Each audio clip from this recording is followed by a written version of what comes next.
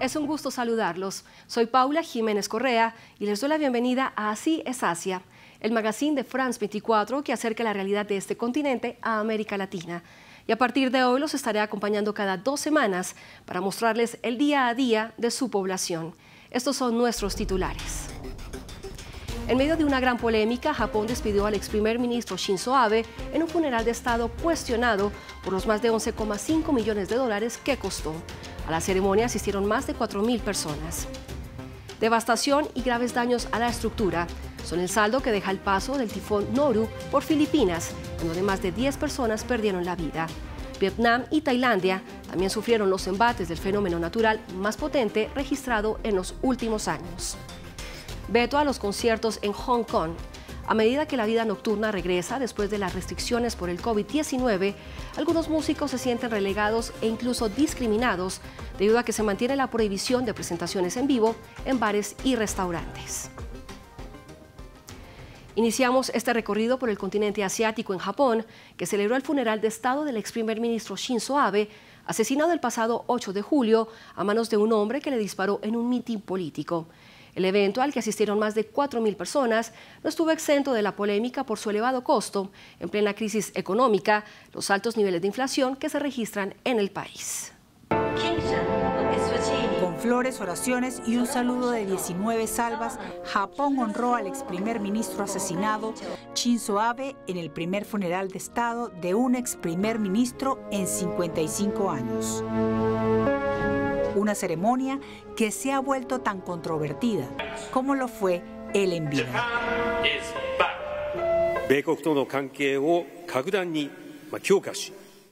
Hizo significativamente más fuerte la relación con Estados Unidos, fortaleció drásticamente el poder de disuasión entre Japón y Estados Unidos, mejoró la cooperación entre India y Australia para crear el marco Quad, una aspiración de larga data que siempre tuvo.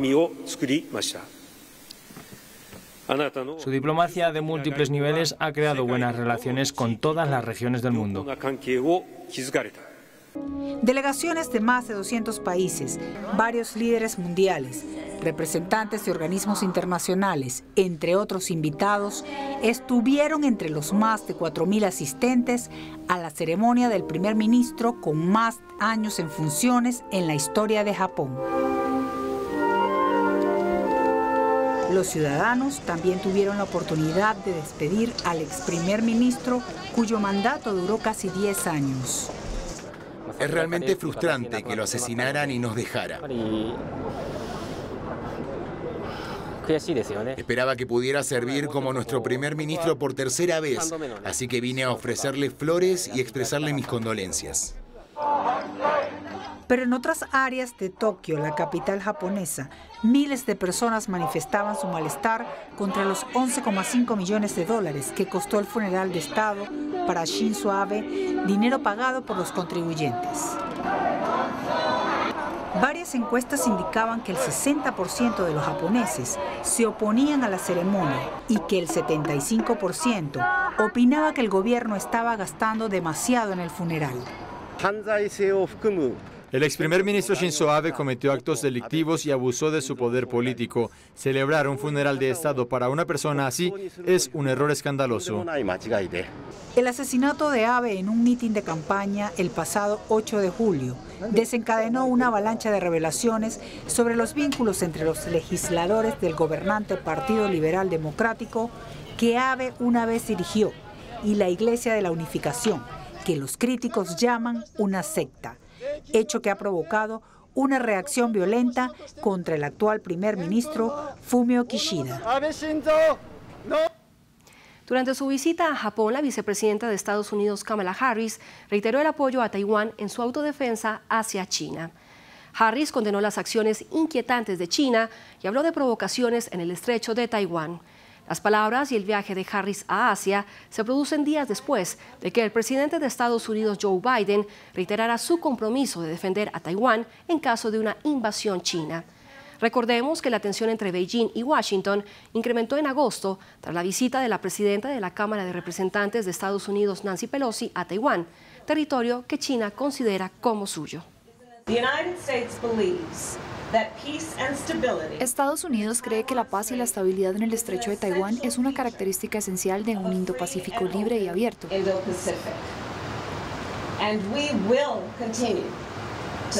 Y continuaremos volando, navegando y operando sin miedo, donde y cuando el derecho internacional lo permita. El paso del tifón Noru por varios países del surasiático dejó destrucción y profundos daños en miles de estructuras, sin contar las pérdidas humanas, pues solo en Filipinas se reportaron más de 10 fallecidos y varios desaparecidos. Vietnam y Tailandia también fueron víctimas de los embates de este fenómeno natural. Devastación es lo que quedó a su paso del tifón Noru por el sur de Asia. Estas imágenes aéreas dan cuenta de las graves inundaciones registradas en varias áreas del norte de Filipinas, el país más afectado por el fenómeno natural.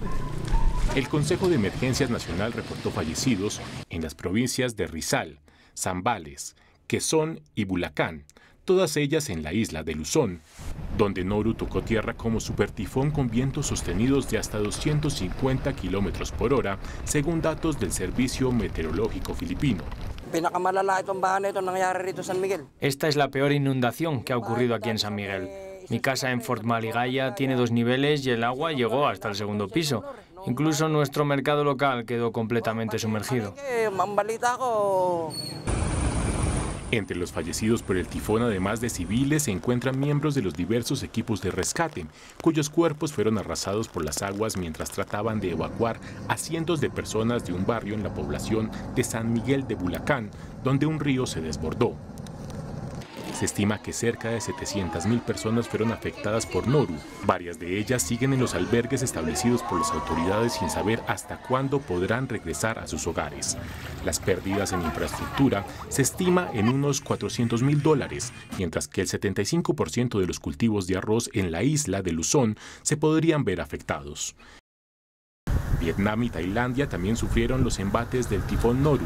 Decenas de vías principales de varias ciudades quedaron completamente inundadas por las intensas lluvias y desbordamientos de ríos que complicaron las evacuaciones y asistencias humanitarias.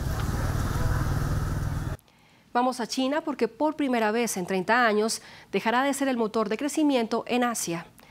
Así lo ha anunciado el Banco Mundial en su más reciente informe, en el que señala que la segunda economía del mundo crecerá este año por debajo de la media de la región, un 2,8% frente al 5,3% del resto de Asia. ¿Cuáles son las razones? En gran parte se debe a su estricta política de COVID-0, que provocaron un estancamiento económico durante semanas y meses. También se destacan el derrumbe del mercado inmobiliario, las altas tasas de desempleo juvenil y el debilitamiento de su moneda, el yuan. Así es Asia, y se lo contamos en France 24. Estos son otros hechos destacados que marcan la agenda del continente. El Tribunal Supremo de India confirmó que tanto las mujeres solteras como las casadas que hayan sido víctimas de abuso sexual podrán interrumpir su embarazo hasta la semana 24. De esta manera, el Alto Tribunal considera inconstitucional hacer distinciones entre mujeres solteras y casadas para poder acceder al aborto. En Afganistán, un grupo de mujeres se manifestó en Kabul, la capital del país, frente a la embajada de Irán para unirse al rechazo por la muerte de una joven que se encontraba bajo custodia de la policía de la moral iraní. Las fuerzas talibanes afganas dispersaron con tiros las marchas de las mujeres.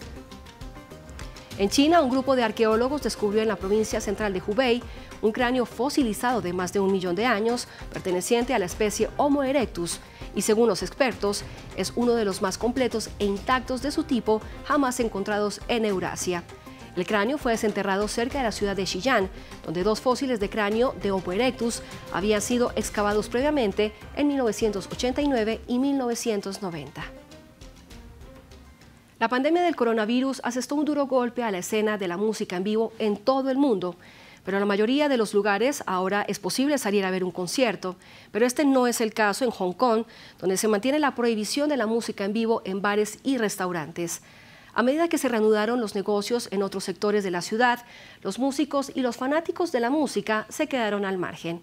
Veamos la historia de James Mulholland.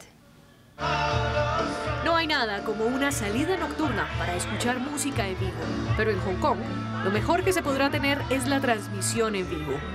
Aquí en The Wanch, uno de los lugares de conciertos más antiguos de la ciudad, están haciendo todo lo posible para mantener viva la música. Eso significa transmitir desde este estudio a unas pocas millas de distancia. Después de 2 años y medio, bajo algunas de las restricciones de COVID más estrictas del mundo, las bandas aún no están permitidas en bares o restaurantes. Algunos músicos sienten que están siendo discriminados.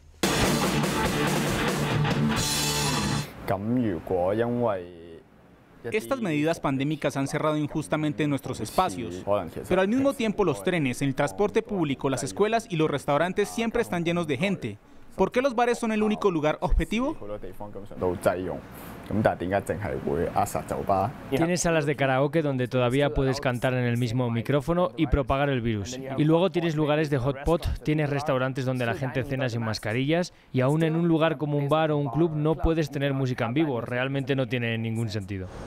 Los músicos locales han observado desesperadamente cómo la vida después del COVID cobra ritmo lentamente. Pero la escena de la música de pop sigue muerta, clasificada por el gobierno como una actividad de alto riesgo. Ha tenido un alto costo para los artistas. Muchos se endeudaron debido a la pérdida de ingresos y otros se vieron obligados a empeñar sus instrumentos. Pero algunos también pueden ver un lado positivo, o quizás, más exactamente, un lado artístico de la sombría situación. Tener cosas tan opresivas, tan bloqueadas, hará que las personas profundicen más en su lado creativo y encuentren una respuesta. Eso realmente va a hablar de los tiempos y del futuro también. A medida que continúe el veto a los conciertos, el futuro de las bandas en vivo es incierto. Según el Sindicato de Músicos de Hong Kong, miles han perdido sus trabajos o han cambiado de carrera.